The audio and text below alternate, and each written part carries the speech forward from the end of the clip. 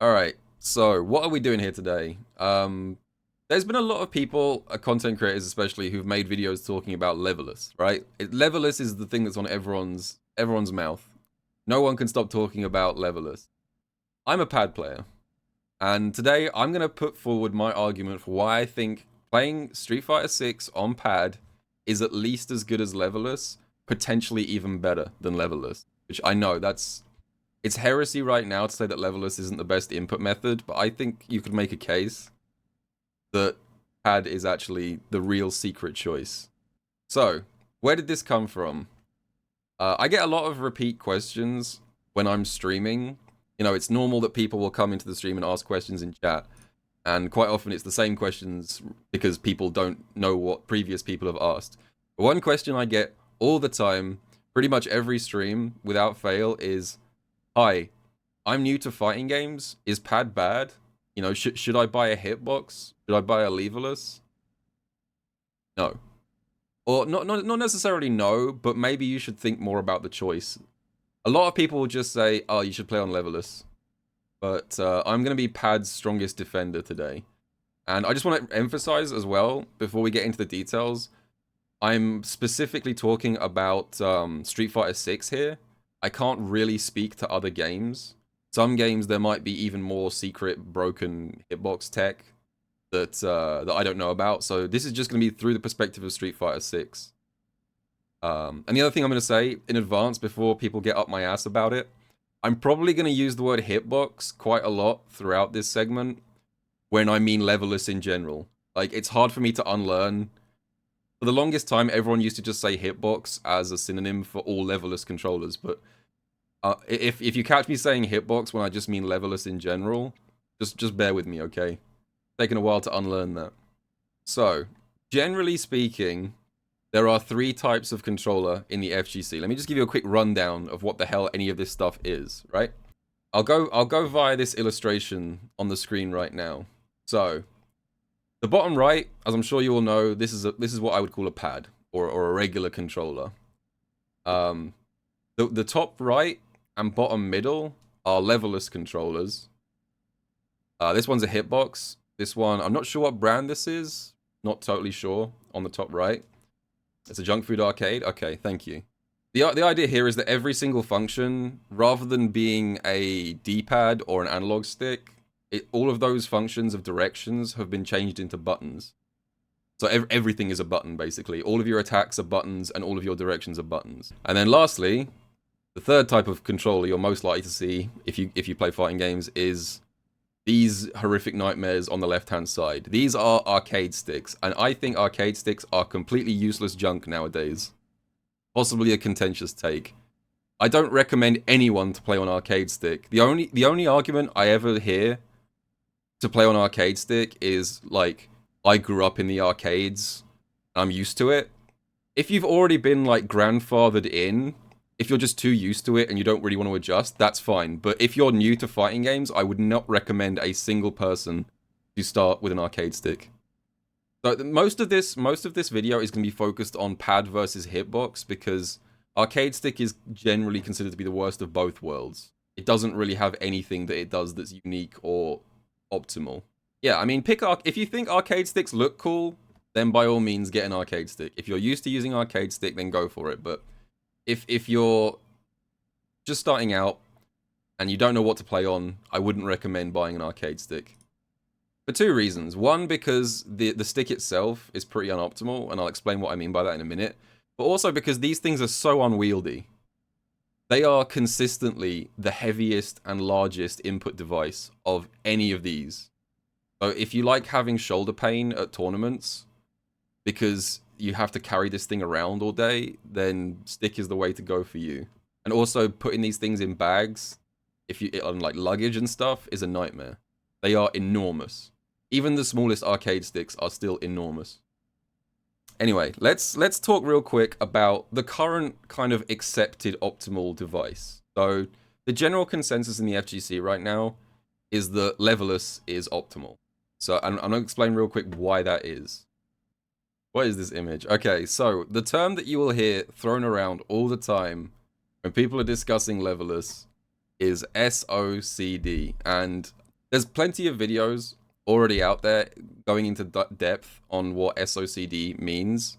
I'm going to give just a kind of a quick rundown. I'm not going to go into too much detail because other people have already covered this. I encourage you to check out, like, I think Brian F. made a good video about this. But basically, SOCD stands for Simultaneous Opposite Cardinal Direction, aka what happens when you press opposite directions at the same time. If you press left and right at the same time, and if you press up and down at the same time. And in Street Fighter 6 specifically, they've changed the behavior of SOCD in-game, and they've also made strict rules for Capcom Pro Tour events about how you're allowed to have this set up, right?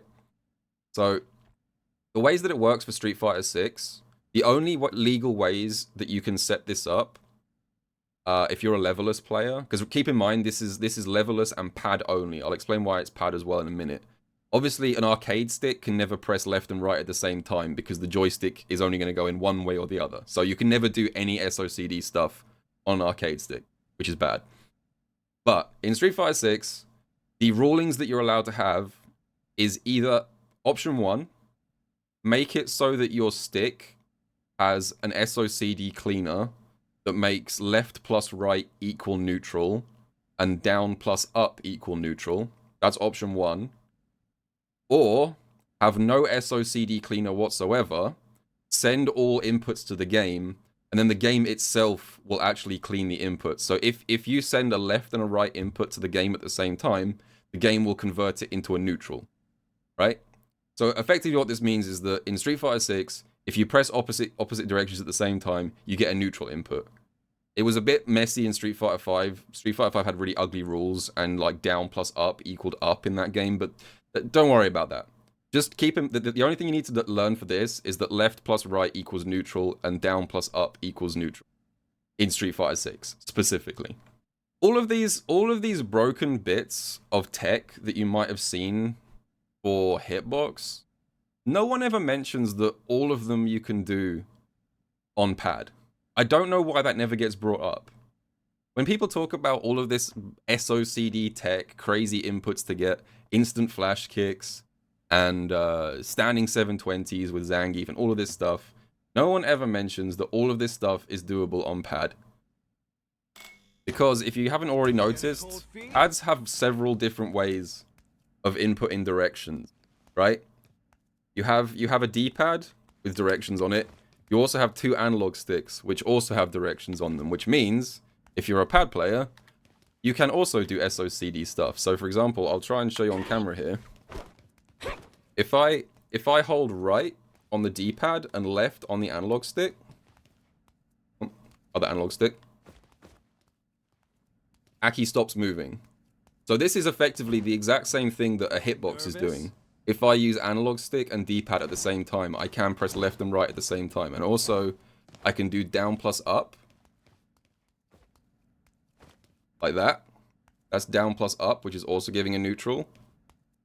So all of that stuff is also possible on pad. And the thing is, the reason that I would say this was not noteworthy until recently is because using the left analog stick and the D-pad at the same time is very awkward, right? Almost nobody can do like a claw grip that means that you're touching the analog stick and the D-pad at the same time. However, about 2 or 3 years ago, there was a major system update for PS5. And PS5 massively expanded the options for rebinding your controls. Let me show you something. There we go. So there is now a setting which lets you do a couple of useful things, but one of them is that you can now completely invert the left and right analog sticks. So that the right analog stick is now the left analog stick and vice versa. And this means you're no longer having to do claw grip to use D-pad and analog stick at the same time. You can have your left hand pressing left on the D-pad, and you can have your right hand pressing right on the right analog stick. So now there is no reason, like in terms of like grips and hand positions, why you can't easily press opposite directions at the same time on pad. It's very easy. And also, not just PS5 by the way, Steam also lets you do this exact same thing now. Steam controller mapping also lets you completely invert your analog stick. So that means that the point I'm getting at here is that lots of SOCD stuff is now much more easy and much more viable on pad. Okay?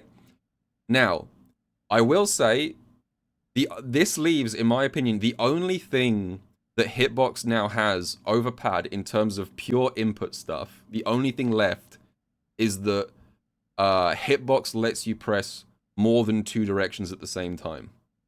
So, for example, on a hitbox, even though the SOCD cleaner will take care of some of the inputs, you can still theoretically press up, down, and left at the same time, or up, down, left, right. You could press all buttons at the same time. With this setup, you can only press a maximum of 2 directions at the same time. So it is possible.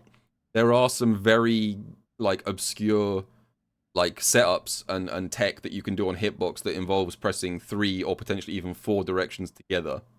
But yeah, I don't really know of too many reasons why you'd want to press 3 buttons at the same time, 3 directions. Maybe there's some tech there, but it would be very, very niche at best. Most of the SOCD tech that you see posted on Twitter and stuff will just be about left plus right.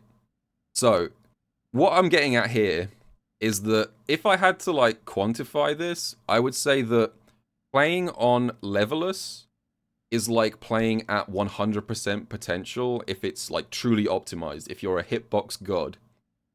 But I would say if you're a pad god, that's playing at maybe 98% potential. Right? So I even though I said at the start that I think pad is at least as good as hitbox, that might sound counterintuitive that I'm now saying optimized pad is maybe 98% the potential of optimized hitbox. But wait, here's where I think pad takes the lead, and this is the part where I think people don't talk about as much. Pad is so much better than hitbox for things outside of the game itself.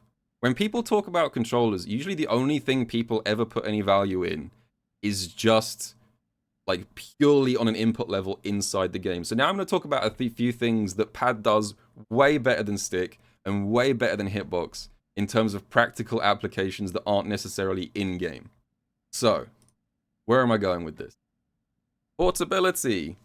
This thing here, this thing is tiny. It fits in the palm of your hand. It's absolutely minuscule. Even the smallest hitboxes, even if you're playing on a Snackbox Micro, it's still probably about twice the size of this thing. This thing is smaller than the smallest hitboxes. It also weighs less. In case you don't know, I did a quick check before the stream. This thing weighs 1/3 less than a Snackbox Micro, which is one of the smallest levelers controllers out there. And why is that important? Well, because when you go to a tournament, if you haven't already been to a tournament before, you are going to be lugging your controller around the entire time. You are effectively going to be carrying around your controller for a day or potentially even multiple days. And having this in my backpack, I don't even notice if it's there half the time. It's so light and small. Like I said earlier, sticks are enormous. They weigh a ton. They fill up most of your bag. I see people constantly looking for excuses to dump their stick somewhere at the event. Find a corner of the room where you can dump your stick or your levelers because it's getting too annoying to carry around.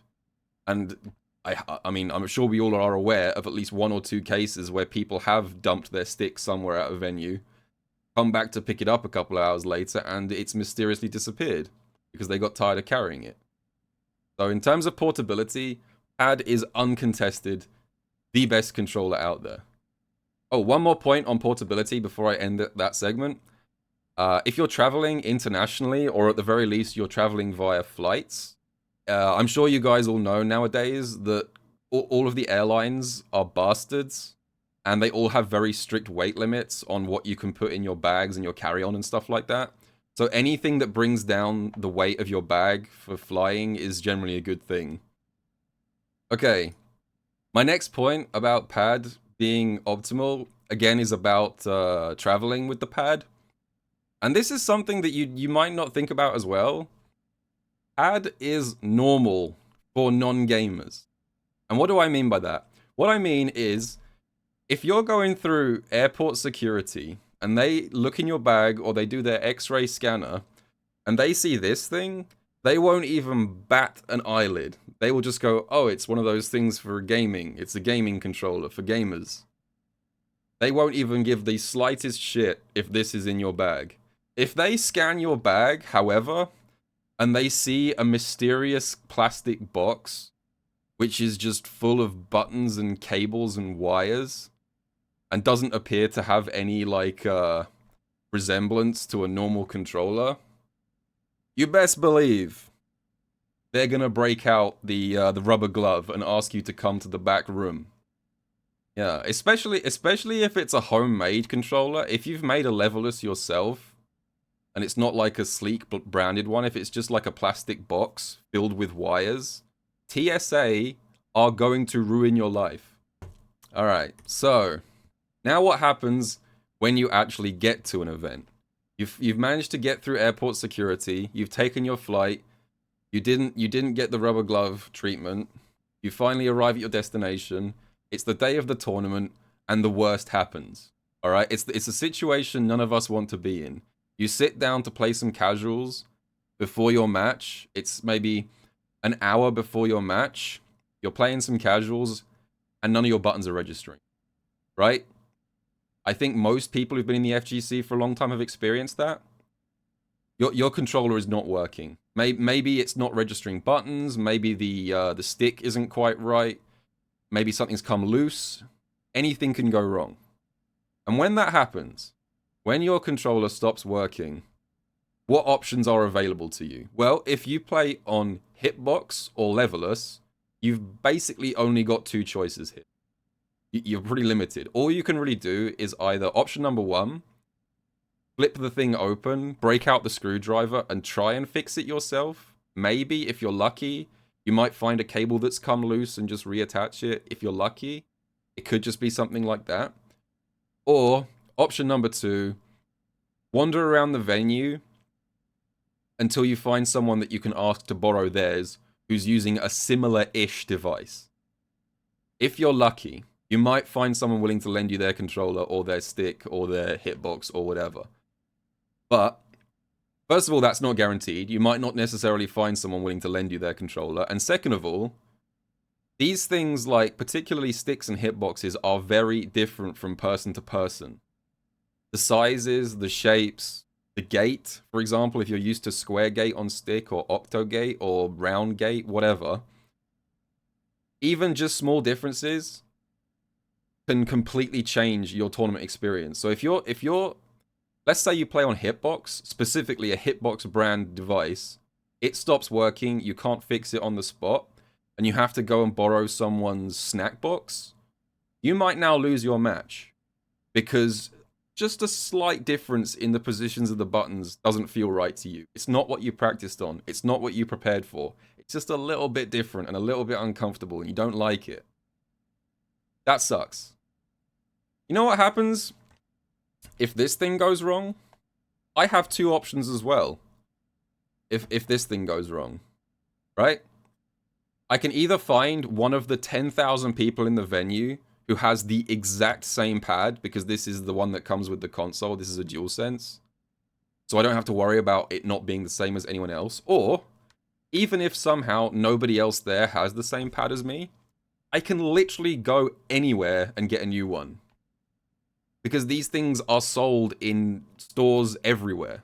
These are mass-produced and available even in non-specialist shops. Let me tell you a story real quick. Capcom Cup 2023. End of the 2022 season. February 2023. My pad was not working. It was broken when I got to the LCQ, which sucked. I got to the LCQ, I jumped on some of the casual setups, none of them were registering my pad. And you know what I did in that emergency situation? I went to Target and I bought a new one, and the problem was solved 15 minutes later. That was it. That was the emergency story that I got. That would never happen if you were playing on Hitbox. You can't go to Walmart and get a new snack box. These things are mass produced and they are available everywhere. Alright, and my final point about pad, and this kind of extends from my previous point. Pad is more accessible in a geographic sense. And what I mean by that is that as long as you have the capability to get hold of a PS5 to play the game in the first place, you have one of these, right? No matter where you are in the world, if you have a PS5 and a copy of Street Fighter, you have one of these at your disposal. And this might not be obvious if maybe if you live in Europe or North America, you don't even really think about this kind of stuff because it doesn't get brought up very often. But it's worth mentioning there is absolutely no good distribution chain for getting hold of a lot of specialist devices outside of those regions and Japan as well, obviously. Like, if you live in parts of Africa, for example, or South America, it can be extremely difficult, if not impossible, to get specialist controllers. You have to maybe hope that there's one for sale that's secondhand or risk paying an enormous import fee because there's not going to be any local producers. Chances are, if you live in these places, you're very unlikely to be near any kind of company that has the infrastructure to make a levelless controller. So chances are you're either going to have to try and search for a second-hand one or pay an exorbitant fee to have one imported. So, again, I don't think that's something that ever really gets brought up in these discussions, but these things are very easy to get hold of no matter where you are in the world. I don't think there's a single country on the planet, correct me if I'm wrong, where it's not fairly straightforward to get hold of one of these. Okay? So, to summarize, in terms of in-game stuff, I will concede that pad is not optimal.